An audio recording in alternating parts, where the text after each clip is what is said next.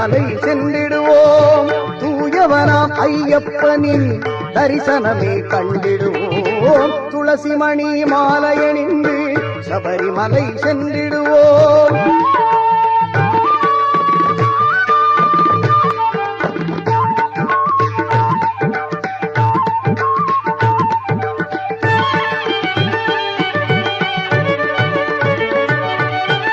பனிமலையின் உச்சியிலே 18ஆம் படிதனிலே, பனிமலையின் உச்சியிலே 18ஆம் படிதனிலே பரிவுடனே அமர்ந்திருக்கும் சாஸ்தாவி சரணமென்று துளசிமணி மாலையணிந்து சபரிமலை சென்றிடுவோம்.